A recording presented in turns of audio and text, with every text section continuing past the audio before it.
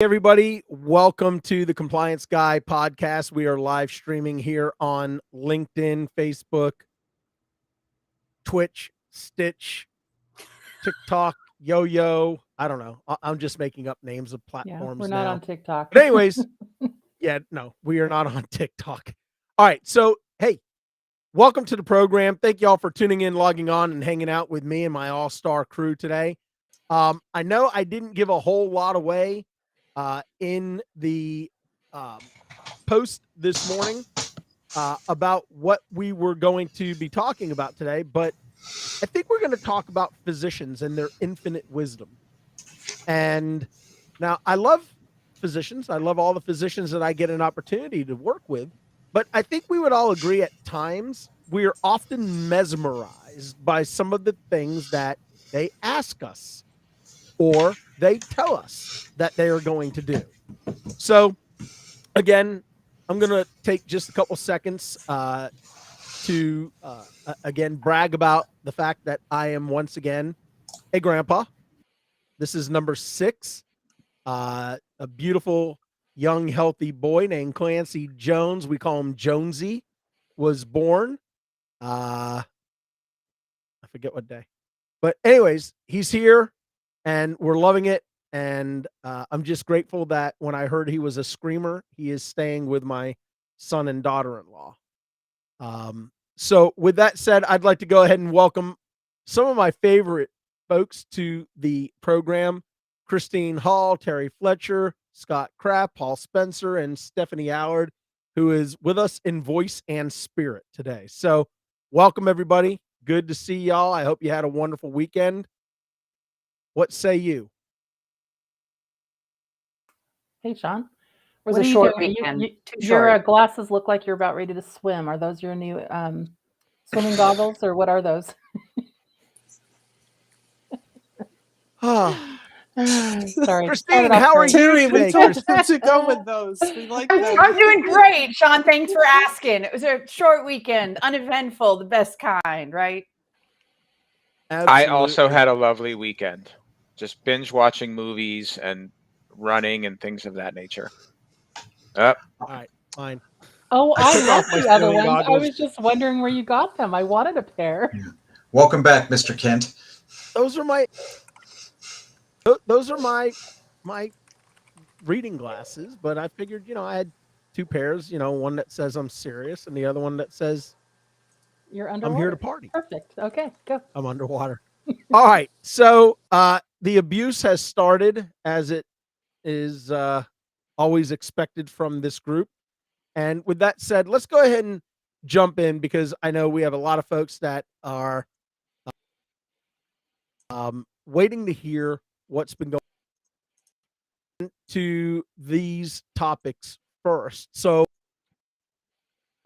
I want to give you first crack at having this conversation up here into the center square and give you the floor, my friend.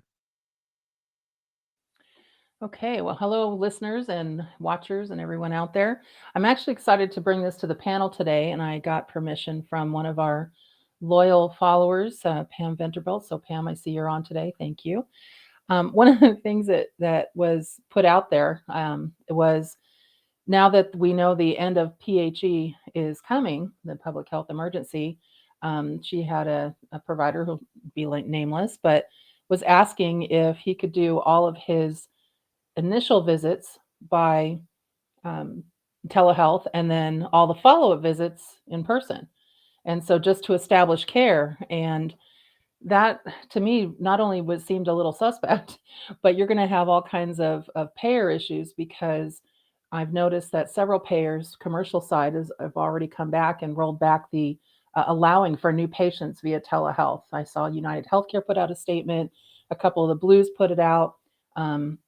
Medicare has issued a couple of things with, how to roll back and prepare for the end of PHE, and that patient relationship is going to have to be something that is established before you can get into that telehealth space. So to me, that wasn't a good idea. To me, that's trying to get around the system. One of the things that I brought up, because we always try to come up with some new stuff every week, was what was the physician thinking? And that's kind of where we're here today to talk about, because I get things like, and here's my favorite. I'm going to start from the bottom up. Terry, can I bill for a service that I need to do in April because we can't get the patient on the schedule in February, but they're going to lose their insurance in April. So can I bill it in February so we can get paid and then perform the surgery in April? I'm going to leave that right there. And actually, I want to see what Paul says on that. Paul, to you. Well, there's no such thing as the Minority Report when it comes to surgical procedures. You cannot bill before they actually happen. You can't? Are you sure? I'm pretty sure. I mean, someday, somewhere, there's going to be a cardiothoracic surgeon in Milwaukee who's going to be billing for my bypass, but not today, because I don't need one today. Yeah, that was one place it started, and then another one was a provider's practice where they want to. It's always that they want to get around stuff, and I think that one of the things we've probably all seen, and I know Christina's seen it because we've talked about it, is lifestyle medicine, where the doctors basically say, "I want to take my patients on a run or on a jog, and then I want to bill insurance companies for that time." My favorite one is I want to bill my nutritionist that I just hired before finding out if there's anything they can actually do, minus a patient who has diabetes or chronic kidney disease. They're saying, so I want to have them follow a patient to the grocery store and help them shop and bill for an E&M service. One of the emojis Sean used when we first started this whole thing was a face plant.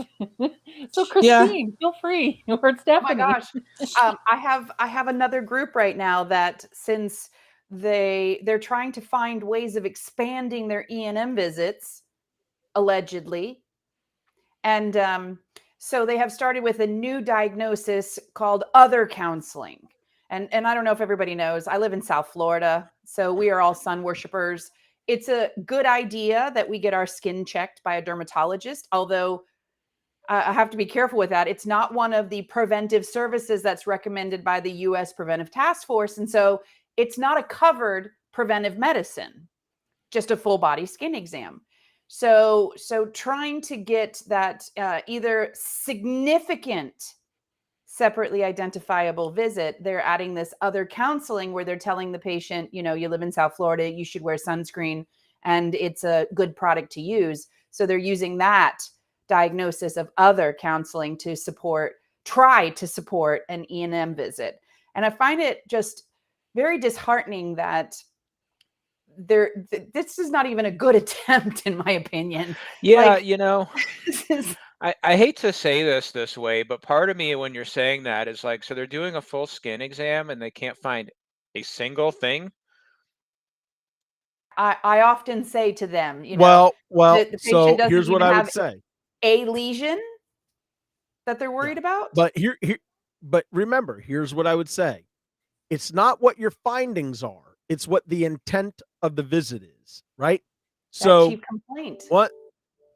Right. So when I have comments that come up where, give you an example. We're in the process of preparing for a civil trial coming up here in the next month. And part of what transpired was that the patients were presenting for preventive services.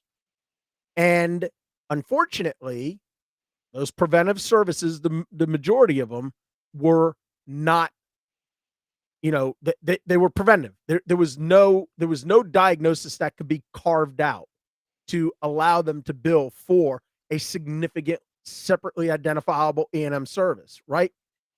And what was happening is they were doing the evaluations, finding something diagnostically wrong with the patient so that it would then support being reimbursed.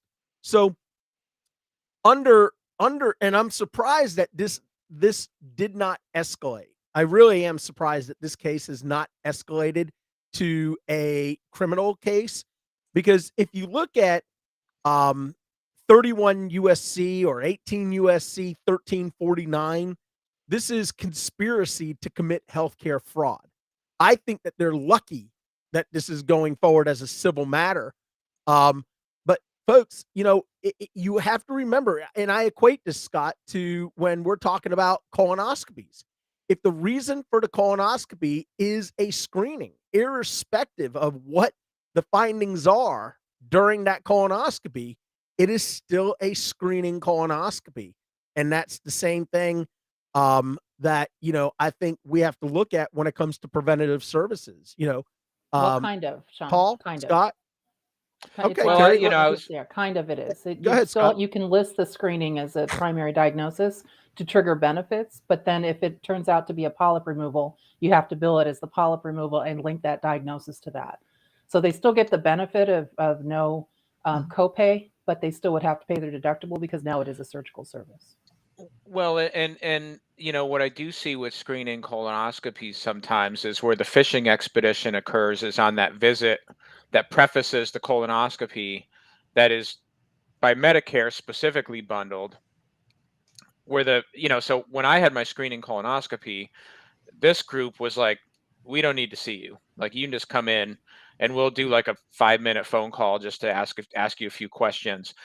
But I've had numerous conversations with GI doctors over the years, less about the screening colonoscopy turning diagnostic due to a finding, and more about how do I get paid for the C&M visit prior to the screening colonoscopy. I have a similar experience to you, Scott, now that I'm at the age of having had 2 screening colonoscopies, or 1 screening and 1 surveillance. I also did not have that E&M service. So honestly, being that it's a screening service, that's just a referral for a screening surgical service, and there's no need for an E&M service. Right. Particularly if they're asymptomatic and lack family history. Well, that's what I try to explain it to them, is that if you don't have a problem you're addressing, you don't have an E&M.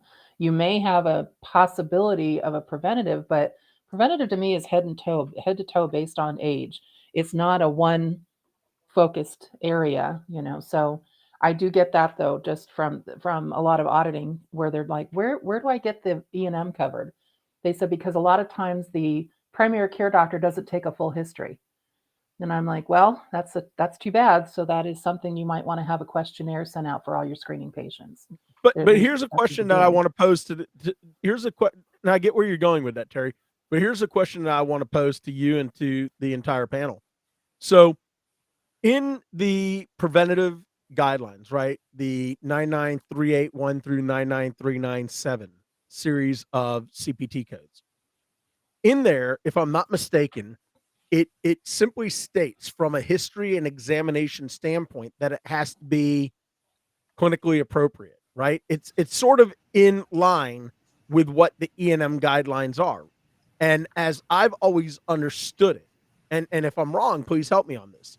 As I've always understood it, when it comes to an annual physical code, one of those that I just mentioned, it's at the physician's discretion as to what they determine to be an appropriate history and or examination for that patient based on their age and their history with dealing with that patient. Now, the exact wording, I believe, is age appropriate examination, and that actually goes in line with the age breakdowns of the codes, being for 99391 being for younger patients, and then 397 being for 65 and older.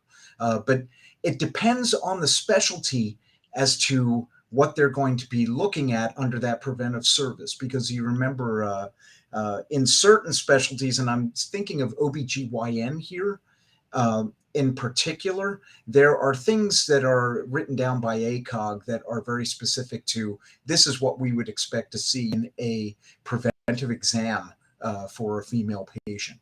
So it depends on the specialty. Most of the time when you're talking about preventive services, you're talking about internal medicine and family practice handling those codes. and it's hoping that you only bill one per year, because that is always fun when you have multiple doctors who are trying to build that preventive code. Well, and But to me, like that as a practical matter is probably the bigger concern with like a specialist like GI trying to do that pre colonoscopy exam as a preventive is if I then go to my primary care doctor and I get the full head to toe physical and it happens in the same calendar year, where am I sitting at with that? Like I think it's not the intent of either the pre-colonoscopy visit to essentially be a head to toe preventive done by the gastroenterologist.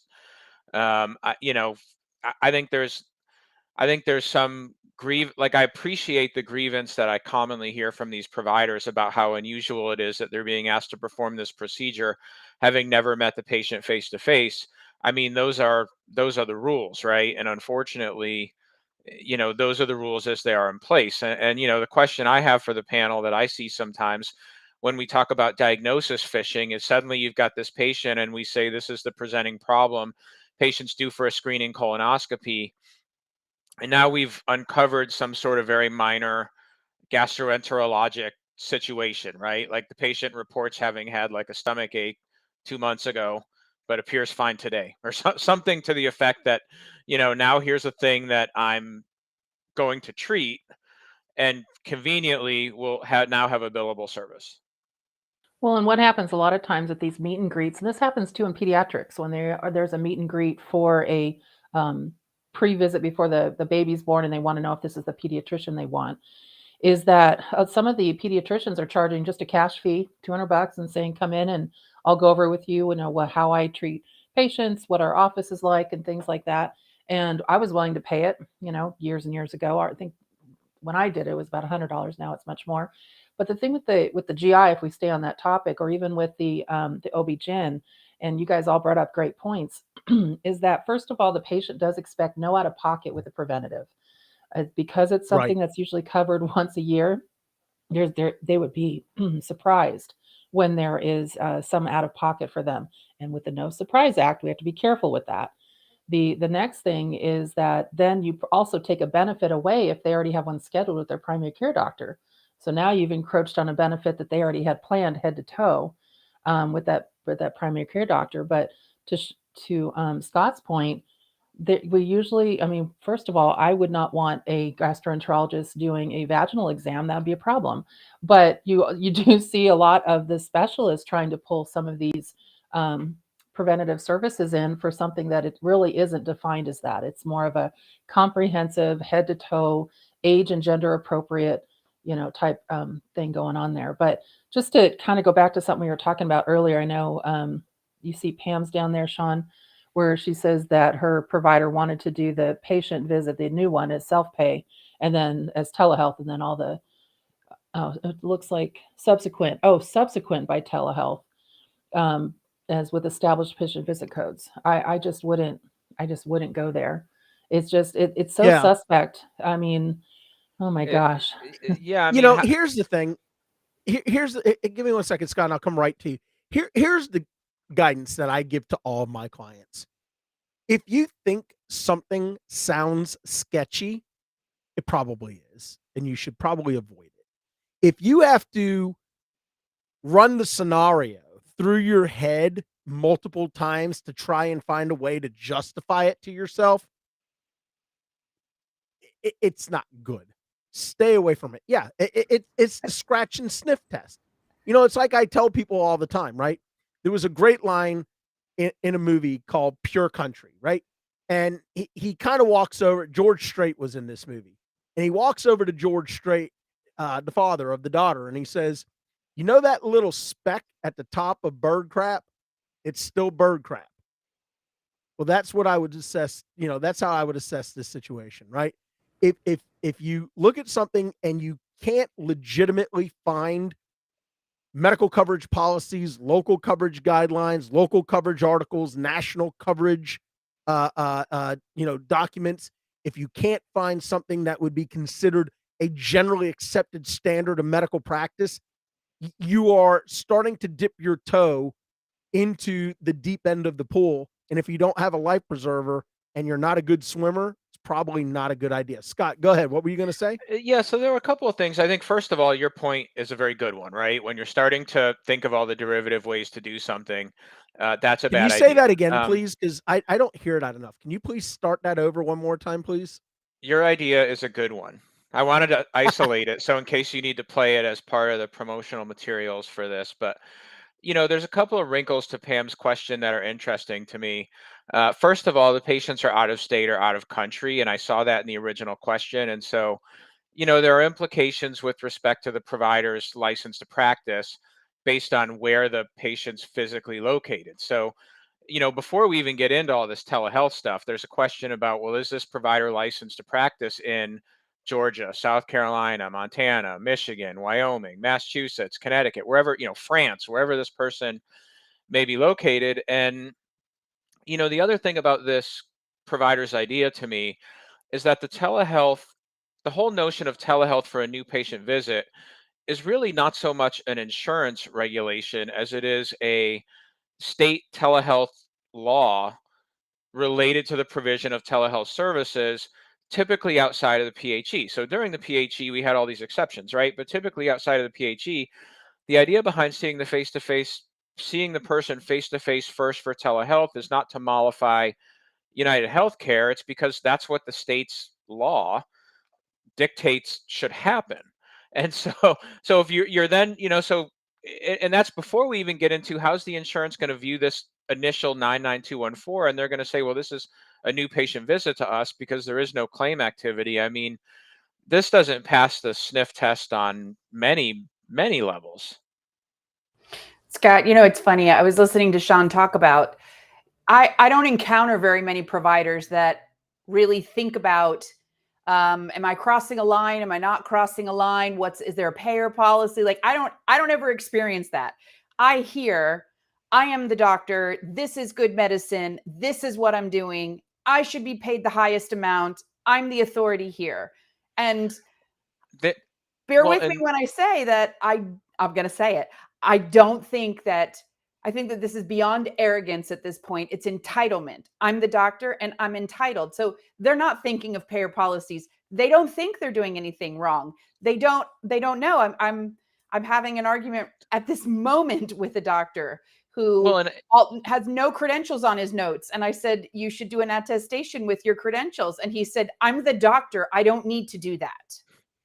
Yeah, I mean, there's a couple of things that I would say about that. Like, I don't know. When I talk to providers and I do the trainings on things, I stick to the expertises that I have, right? Like, I don't tell them, and I used to say under the old guidelines, like, look, I don't tell you what to examine or not to examine. I just tell you this is what the rule says. And by that same token, our expertise is more in these policies. And I'm reminded when Pam's question reminds me a little bit like when the pandemic first started, there was essentially like this gold rush of providers who were calling us for consultations where they just envisioned a world where they sat at home and saw patients all day and they didn't have to go to work every day. And, they had like a nationwide like marketing presence or platform. And I will address Pam's got a question here. Patients are allowed to elect for a visit not to be billed to insurance.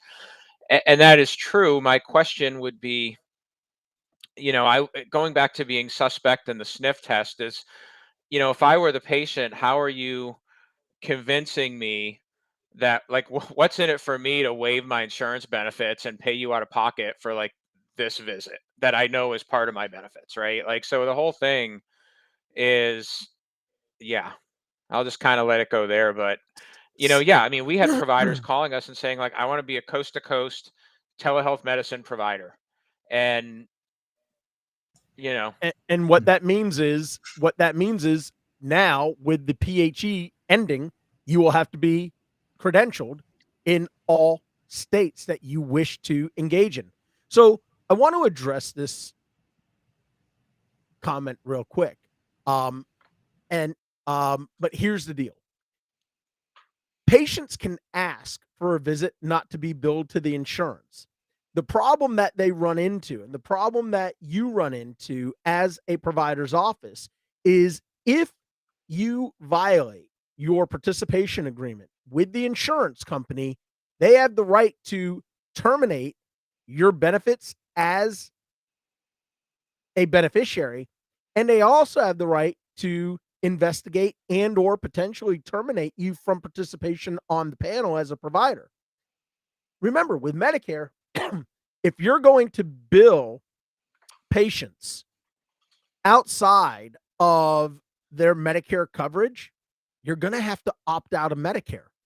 There are very specific rules on opting out of Medicare and entering into cash pay arrangements with patients. Remember, Medicare also has policy that specifically stipulates that irrespective of whether or not we reimburse for a service, we still want all services billed to Medicare. And if you have to use a GA modifier as an example to get the system to kick out a patient responsibility ERA, then that's what you're supposed to do. Because remember, Medicare uses all of this billing information for data mining. They use it for statistical purposes. So be very careful when you go down the road of allowing services to be paid for in cash that would normally be covered under an insurance policy, because the first thing that an insurer goes to is nefarious behavior. Why are they asking to pay for this in cash? Are they trying to hide a diagnosis from us? Are they trying to hide something that would now preclude them from coverage under their benefits with our insurance company? So I'll pause there. Any other questions or comments on that? Yeah, Yeah, so I have also, one. sorry. No. I'll jump in on this one. Stephanie, Hey, go ahead. there's I just already the had voice. mine. Okay. Go ahead. Go ahead, I know. Stephanie. I'm the ghost. I'm here. So, the whole time everyone's talking, I agree with everything that's being said, but one of the things I just keep thinking of is this is going to be our struggle. This right here is our struggle of 2023. And this is one thing that I just keep thinking about for the second half of the year. With the PHE ending, it's not about how to get around it now. It's not about how to continue to practice the way you did under the waivers. It's ending. We need to look at how you have to compliantly go back into billing and even structuring and setting up your workflow. And this is the one of the things that really does concern me with some of my clients, because I have some, for example, they're not fee for service type setup with the way that they're reimbursed, but their I believe it's their PT and OT providers have begun to do more telehealth. Now it's really more of an assessment. They're not hands-on working with the patients, which is somewhat questionable as well. But when we think about the end of the PHE, do I think that physical therapy is still going to have a way around this and continue to do telehealth? Not really, because it really didn't make sense to begin with. It was one of the last services to go over to telehealth. So, Absolutely brilliant point. yeah, as we have these questions, it's just one of those things where we need to be preparing instead of looking at ways to skirt around this. We need to see what is set up under the waiver and figure out how to get it back compliant to pre-pandemic times, or look at how insurances are going to allow it going forward and stick within their parameters. And one last thing, and this is something I would throw back to the panel. Sean, the point you were making there is also interesting, because I don't really see payers allowing us to dip in and out when it benefits the provider or the patient. Do we have that in writing? No. But do I think that that's going to have longevity to it, where you're going to continue to get reimbursed with no fighting back on that? No. If they see that, I think that's going to be an issue. Yeah. I think the best advice that I could give to our listeners is this. The PHE is over. Okay. It's now just a formality with rolling through the next, 50 some odd days that's left. I understand we have approximately 150 days to readapt after the PHE officially ends on what date is that? May 11th? Yeah, May 11th. May 11th. Yeah. But here's what I want to say. Just as we trained our minds to engage in the 1135 waivers and all of the luxuries that were afforded these providers, you now have to start the process of retraining yourself, retraining your compliance team, retraining your auditors, your coders, your billers, most importantly, your clinicians, that they now need to revert back to what things were prior to the public health emergency. And what that means is you got to hold education sessions. You can't just say, we got to go back to the way it used to be. Folks, we're 3 years into this thing, okay? What was it Most that of us, used to be? Remember? That's the yeah, question I'm asking. Do you even remember what it listen, was 3 years ago? yeah, most of us can't remember what we did 3 hours ago, let alone 3 days ago. So, or 3 years ago. So the point is that I'm trying to make in a long roundabout way is you've got to start putting together educational programs for all of your team members. And if you want to do it the right way, segregate them. Do not have your clinicians in the room at the same time as your non-clinical team, because your clinical team will always dominate and your non-clinical team will not feel comfortable asking questions in front of providers, especially if one of the culprits is sitting in the room. Um, there were a couple of things that I want to go around real quick. Betty asked this question, what happens when the patient changes their mind and says now they want you to submit a claim?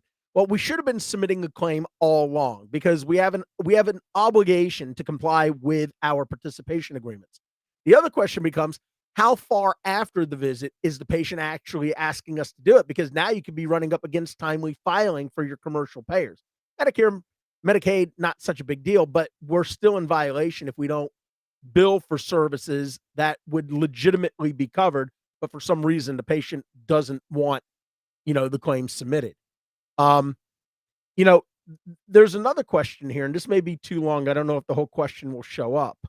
Um, let's see.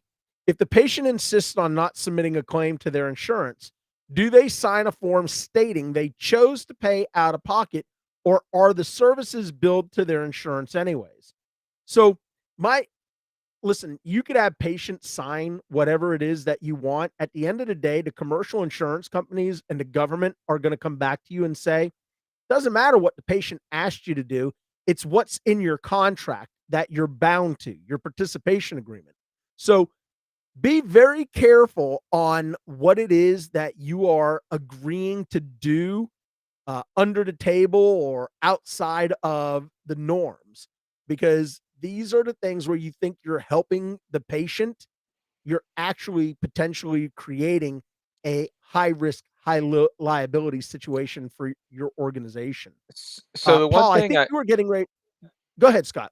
no, I was gonna say the one thing, and this comes up so infrequently that I don't have the rule in front of me, but my understanding is there are certain scenarios where a patient may opt to pay for services in cash in lieu of a claim being filed to insurance, and there are there's a bunch of things that go around that. One is that the patient does sign or should sign some sort of agreement for your own protection. Two is you are able to override that patient selection if the patient does not pay for the services in a timely manner. And you are also allowed to charge the patient outside of the parameters of the insurance agreement. And, I think one of the things that I'm going to make a note for is next week is just to kind of quickly run through that, because it is such a rarely used policy that I don't want to say it's always this or it's always this. I know I've been asked to look that up before, and those were some of the conditions that were around it, right? Like the patient couldn't say you can't submit a claim to insurance and then skip out of town without paying you. What you charged was no longer bound by the insurance agreement. Um, but you do need to read your participation agreements carefully, because there are issues related to, patient deductible credits and all kinds of things where it's a more complicated topic than we can probably contemplate in our time right now. There's also a thing about patients. Some patients don't want certain diagnoses to follow them. And so I've seen that with some high risk patients with the HIV, some patients that there's been just certain things with psychiatry. So some sensitive topics and some sensitive diagnoses that they really just did not want that, um, you know, dealt with. And so on from an insurance standpoint. But then what happens is I see some practices calling the payer, which I absolutely would say, call the payer generically. Say, I have one of your subscribers and they don't want to submit a claim. What are my options based on our policy that we've signed or our, contract? You don't want to say, so this is the patient, this is the diagnosis, and this is what they don't want billed. You've just blown it. So, and there's some, HIPAA concerns there. So make sure that you are, finding out from the payer, just like Scott was saying, what the specific contract stipulation is, if there is one. And if there isn't, you got to have a policy in your office on how to handle it. But Medicare is Yeah. pretty specific. That's why they put out their ABN notice and their waiver. And all that says is a patient is signing it is because it may not be covered, not because it isn't covered. If it's a non-covered service statutorily, then you can, charge the patient cash. But if it's something that, I'll just throw out there maybe an echo, they already had one within the last 6 months. So there's a frequency guideline that it may not be covered if you want to have another one in 2 months. That's what the waivers are for patients understand that this is covered. Colonoscopies, screenings are covered every 24 months for high-risk patients. Well, some of those age patients in Medicare age have poor memory or bad historians, and they don't remember when they had their last one. So you have an ABN sign, so they know there's a possibility they may have to pay for it if the frequency guideline wasn't met or the local coverage determinations on diagnoses. But that's The not to say, indication. yeah, Mhm. we can do whatever we want. And it reminds me of what I ran into probably 10, 15 years ago. I had an ASC that decided that they were going to give 20% discounts to all patients who paid cash, and they weren't going to bill their insurance. And they had some ASC approved surgeries. And so the surgeries were being done so the physician was having a bill, but there was no facility. And so the insurance companies came back, all of them. I mean, every single one between United Healthcare, Blues, Aetna, Cigna, didn't matter. And they're like, where's the facility? Where did you have this done? And they're like, oh, I had it done at this ASC, my physician owns. Well, they're like, well, we didn't get a bill. Oh, I know. They gave me a discount to pay it out of pocket. Well, the insurance company said, so their actual fee is this, not what they're billing us. And the second thing, it turned out that after some investigation by one of the major carriers, they found out that ASC wasn't accredited. It had not had the JACO scores. It didn't do anything to make sure that they were on the up and up. And like Sean just said and Paul said, it's a mess if you do not follow, just rules about contracting, about regulatory rules, and not just allow patients to make the decisions when now you are dealing with certain legal ramifications, not just healthcare issues. What I tend to see in this space, whenever a doctor is saying, I'm going to just charge cash, is that they're trying to avoid some type of administrative headache. I had a family practice physician who said, I'm going to offer acupuncture, but I've looked at my insurance coverages and it doesn't look like any of my major insurers cover acupuncture. So I'm just going to offer it as a cash service. So they're basically punting all the regulatory hurdles that they need for something like that.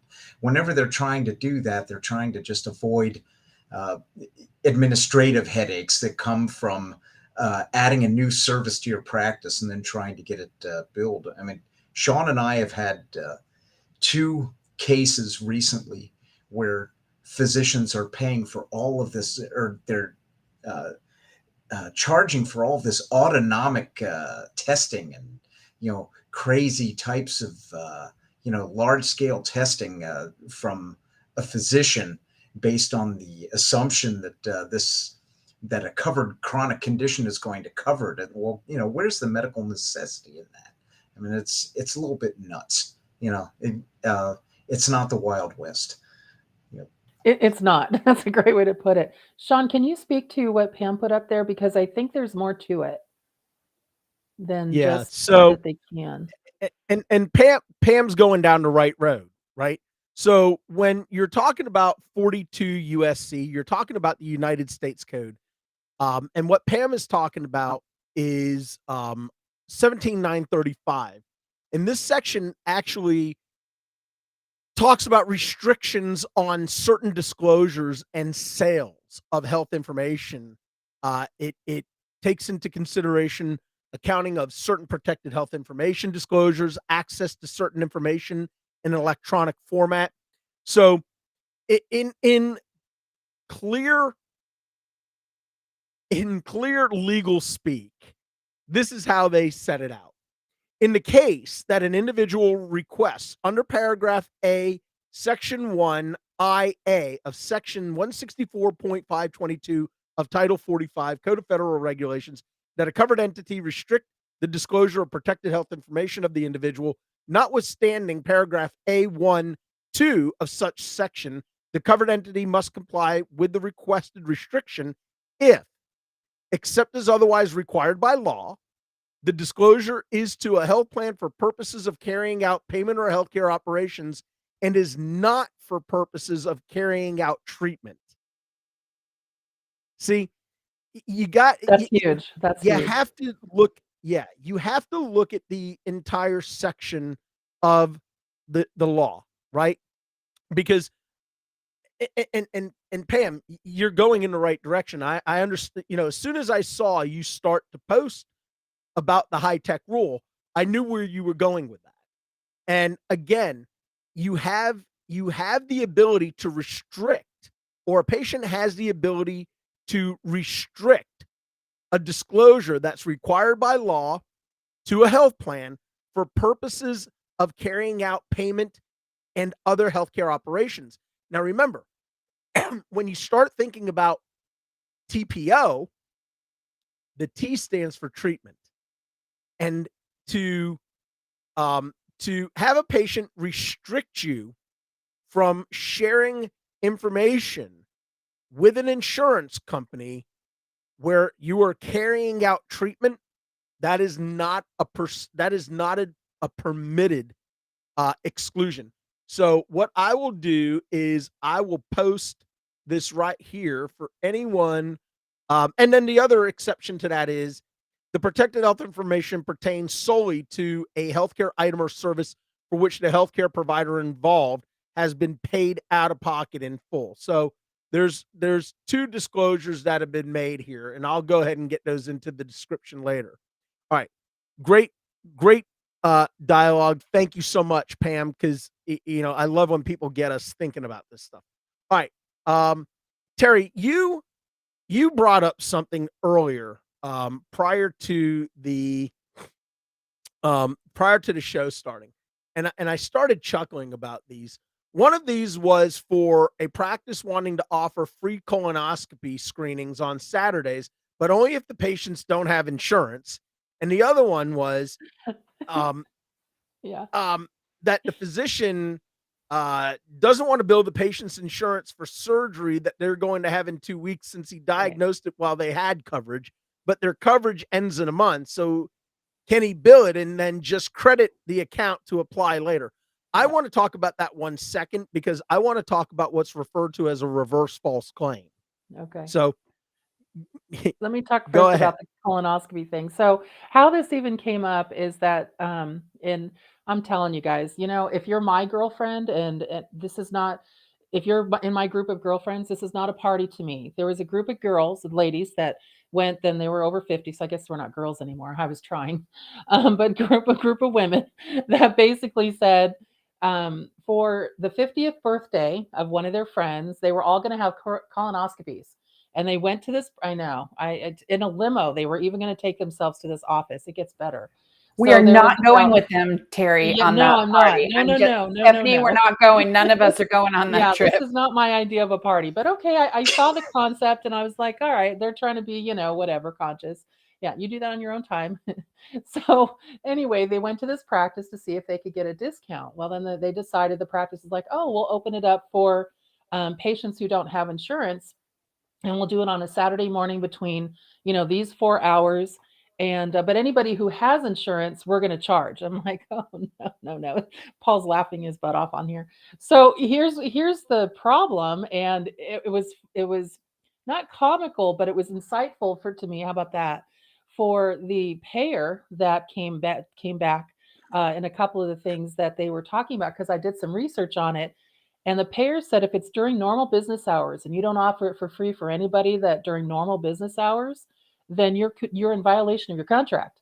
So if you want to do it on your off hours, like Sunday or something, you could do it as a community service type thing. As long as you offer it to the community, they know, and you advertise that way. And it's not just to a particular group.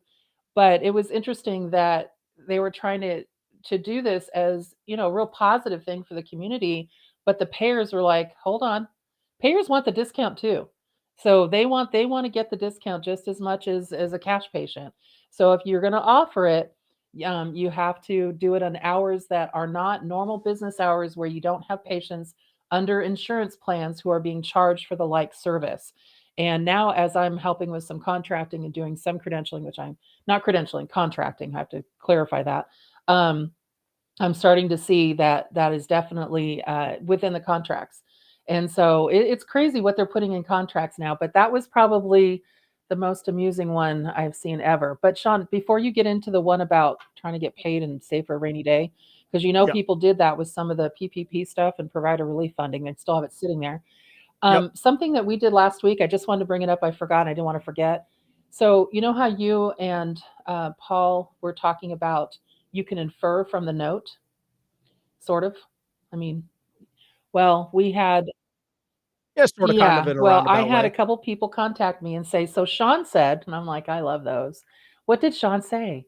And they're like, "So Sean said that you can infer from the note. So if I just have a diabetic diagnosis there, then that means that patient's automatically a level 5 high risk because they take longer to heal." I'm like, "Okay." So I actually went back and listened to everything we said just to see where I was going with that. I'm like, that's not what Sean and Paul said, or Scott. What was said Mm. is, if, let's say, the patient is diabetic or insulin dependent and you're doing A1C tests, and so you're trying to make sure you have a diagnosis for that particular test, and you actually do have a diagnosis, that's what can be linked or inferred. It's not, you're not inferring any kind of risk to that patient. You're not inferring any kind of further treatment. You're trying to basically say this one test is justified by this diagnosis. Was that correct? Okay. It's Yes, just that funny, is Sean correct. said. So I just thought that was funny. It's like, "Oh, your word is gold. You better be careful." What people interpret you said, and then I'm like, "That's not what was said." Yeah. And I appreciate that, Terry. Again, when Paul and I were talking about inference in a medical record, we were talking about the fact that if something was easily inferred, because there's enough information in other aspects from a clinical judgment standpoint, that those could infer the reason why a diagnostic test was being ordered or why a laboratory service was being ordered, then that's where inference comes into play. It's not in if there's a generic diagnosis that's provided and then it's taken to 6 levels above that, and now all of a sudden we have, I mean, that's why HCC audits are so huge right now, and they're going to be. But I want to talk about, and I think Chris, who was it who was talking about getting their girlfriends together for colonoscopies in a limo? Yeah, it reminded me of the Cyndi Lauper song. I think that's who sang it, right? Girls just want to have fun. But anyways, we'll Not we'll that move kind on. of fun. No, Paul. Paul, you're No, not a Cyndi Lauper just do fan. tequila shots when you turn 50. Come on, come on. Okay. All right. So I want to go.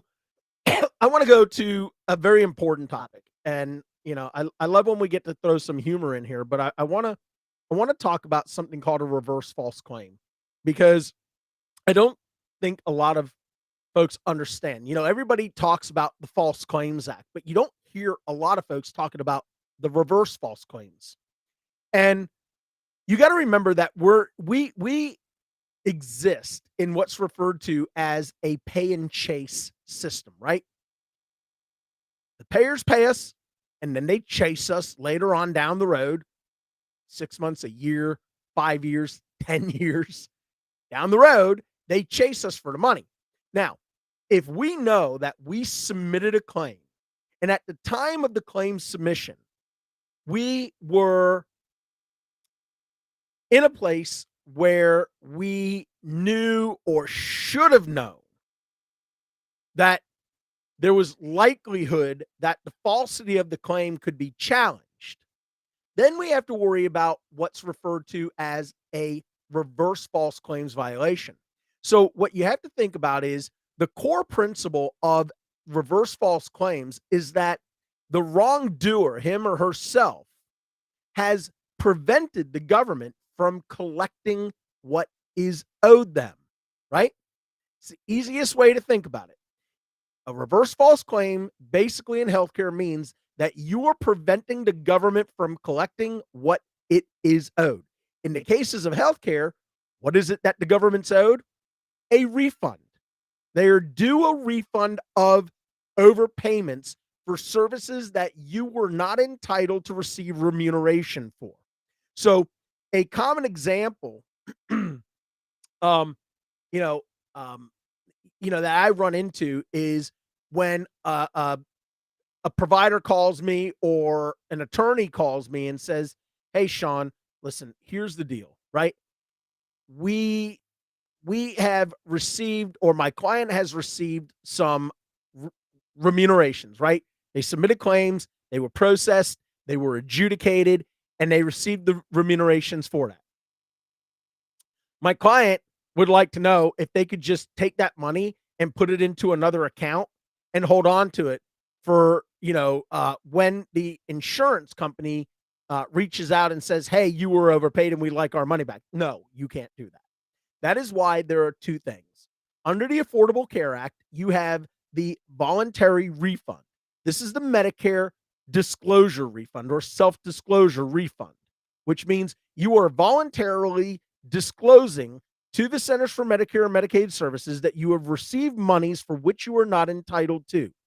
You make that through a bona fide disclosure by doing a look-back period. The look-back period for CMS in a civil matter is 6 years. Now, if you are looking at it from something that could potentially rise to the level of fraud, waste, or abuse, then you have to use the OIG self-disclosure protocol. And you want to use these protocols to take the wind out of the sails of an investigator, out of a governmental agency. Because what are they going to do? They're going to come and investigate you after you've already made a bona fide disclosure, refunding all the monies that you had to refund. And now they're going to waste resources, both financial and human capital. They're not going to be, it's like taking a rock and banging it on the ground, hoping you're going to get some water out of it. There's nothing there. That's why you have to be proactive. You have to be preemptive in your thought process for returning monies that you're not entitled to. So let me pause there because I know I said a whole lot. And let me go Christine, Paul, Scott, Terry, Ghost, Allard.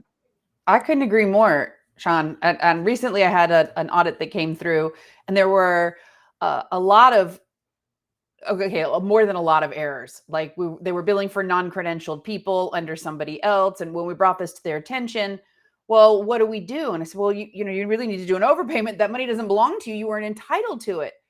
Well, maybe we should just take our chances and see if they catch us. You're caught. You're already caught. You know you're caught. That's what I get a lot as well, Christine. Mm-hmm. They don't really like what I'm saying when it's that type of situation. And usually it spans, quite a time period, many, many services. When it comes to credentialing, when I've heard that they did not even currently have the providers credentialed. So when I let them know that it wasn't appropriate to keep the reimbursement up to that point, that was another issue. Well, it takes so many months to get credentialed, and they've got all of these, appointments scheduled. What do we do with the patients? What do we do with the money? And, that they're really not entitled to that at that point. It is, and I should put the caveat, depending on payer, right? Of course. Depending on payer, depending on credentialing. But there were many providers working. Some, I will add, had situations such as an NP being billed under a PA who was credentialed and things like that. So this was, very obvious issues. They were fully aware of what credentialing needed to be done, and they just continued to do it this way instead. What's even worse is if if anything has been sent via email, a report of findings, it's now part of a permanent document where you knew it. You can't bury your head in the sand at that point. It's out of the bag, you have to deal with it at that point. But I get that a lot, Stephanie. It seems to be that a lot of providers would rather take the risk than to do the right thing. But they tell me, Christine, that they sent the email but didn't sign it, so they won't be found out. Yeah. So I put this up here.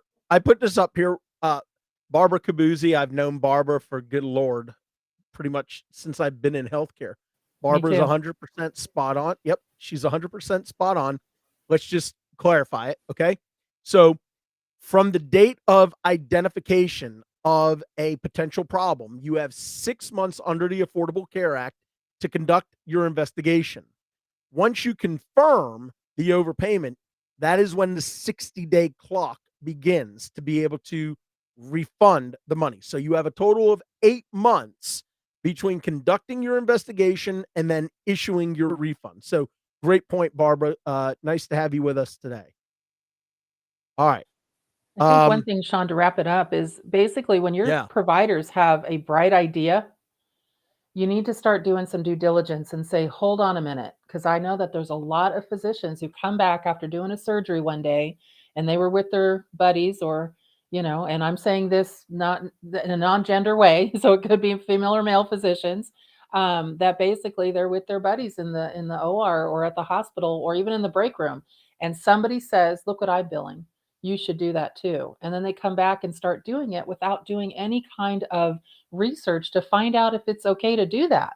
And so, I'm seeing advanced care planning being done for patients who are 24 years old who have nothing in the hopper as far as going to pass away or, there's any reason that death is imminent. And they're saying, well, we do it with all our patients now because the doctor down the street did it. And we're getting $85 a patient. And I'm like, oh my gosh. Things like that are adding. What was that thing, Sean, you had said? Something they were adding to, what was it? Was it the umbilical cord something for orthopedic? Just because they heard it down the street.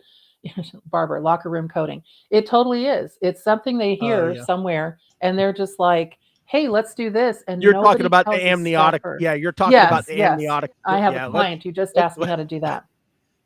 Yeah, let's not even go there. So as you can see, I put my swimming goggles back on because I feel like we're underwater.